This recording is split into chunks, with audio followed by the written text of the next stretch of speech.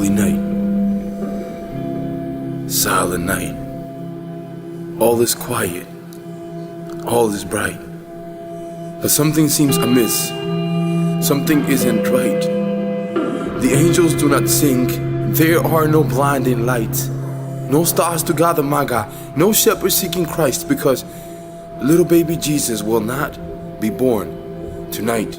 And I wish that you could see his eyes, the colors of the sunset. I wish you could see his smile, it makes the flowers bloom. His little tiny feet, with them he walks on water. His little bitty hands, with them he shapes the moon. His palms so soft and kind, their touch can heal the blind. But you don't want to see them, do you, Mary? And you can't think about the child that in your womb you carry, as you slowly make your way to the children's cemetery. Don't want to see him tremble and cold, lonely and scary, brushing a tear away. Through the clinic's door you hurry, as if it's little baby Jesus' fault that Joseph isn't here, that he held you for a night and at dawn he disappeared, that he didn't care about you, your body was all he wanted. You believe his petty lie and stake your whole life upon it, for your life is almost over, since you don't even know that the child you plan to kill can save your very soul.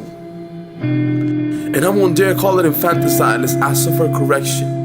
Abortion is acceptable, but the term termination of pregnancy is the most widely received by the nation, bathed in the crimson of blood of God's innocent creation. Choosing to call the baby it, if he or she's not past the uterus. It seems acknowledging humanity at this point has become dangerous, because if it's an it means it doesn't feel, which makes it so much easier to choose to have it killed. After all, it's not a child. In fact, it isn't even real.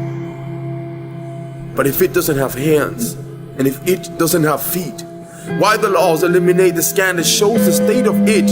Perhaps because the scan reveals it's not a piece of meat. In fact, it is a little baby that needs to breathe and eat, that needs for you to love him, that needs for you to quit planning to end his life. You're killing him with it. But let us not judge Mary. No, let us not judge Mary. You see, our Mary doesn't have a little lamb. No, Mary is a little lamb, misguided and afraid. And in a world of wolves, she's looked upon as easy prey. She doesn't understand the games that our society plays. She doesn't have a clue who is Roe or who is Wade. She cannot balance out the weight of the decision made. She doesn't know that she will carry this choice to the grave, and she cannot see it now. But as the years pass her by, every time she hears the baby boy laugh or cry, every time she sees him playing, running down the street, she will feel a wound inside her womb reaching so deep. She will feel a pain that will not even let her sleep, and though she might plead and scream in heaven, please send Jesus back again, she might find mercy and receive another child, but it will not be him. So Mary, sweet foolish little Mary, please don't pluck away your seed before the angel comes to reveal the marvelous will of whom he will be, because the child you plan to kill has yet to hang upon a tree to take away the spiritual ill of those in pain like you and me. But now he's hanging for his life inside your life. His hands are bleeding because he can feel what you are feeling and knows your love for him is receding, because he can see inside your thoughts and is terrified of what he's seeing. A dream of you standing over the cradle. There is no tenderness on your face, over your head no hovering halo. Your visage is fatal like death's angel. Your wings are black and your knuckles are white from a death grip on a knife. But externally, she sits in a waiting room, state of the art, clean and professional, sharp and smart. It doesn't smell like the house of death. Brochures offer a brand new start, and smiling young girls sharing their stories say it's okay to take that direction. There'll be no scars, no recollection. A simple procedure will reverse conception. So now, empowered by an army of lies, Mary stares me down with a frown as if I'm some bigoted Bible-thumping clown, and tells me that I am a nobody, and how dare I tell her what to do with her own body. Well, you're right, Mary, I am a nobody. But I'm not speaking about your body.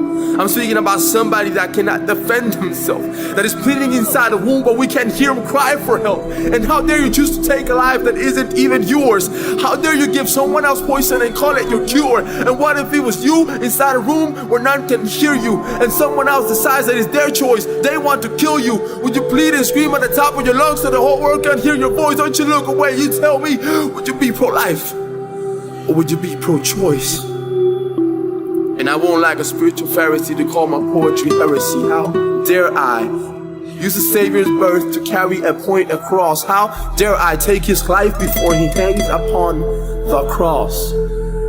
Well, so you can understand this metaphor, I will put it in the words of my Savior. See, Jesus said that if you did it to the least of these, it was me you did it to, so that's why I'm at ease. Speaking of Mary's abortion, because it takes place again and again, we're killing more babies than heaven can hold, but we choose to refuse to hear their pain. But their tears are raining down in the form of tsunamis and hurricanes. What is happening to the world? It seems we all have gone insane. Holy night, silent night, we're flushing stars down the drain. The my guys are doctors, the shepherds are nurses. The gift is a vacuum that's mixed with a grinder. No visible scars, but a constant reminder. A part of her soul has been left behind her. Holy night, silent night, Jesus the Savior tonight wasn't born. All is quiet, all is bright. The heart of God as it fishes the torn. The angels don't sing, they can't find their voice. Up in the heavens they quietly mourn, because once again, in a big city, far away from the little town of Bethlehem, Mary's abortion is being performed.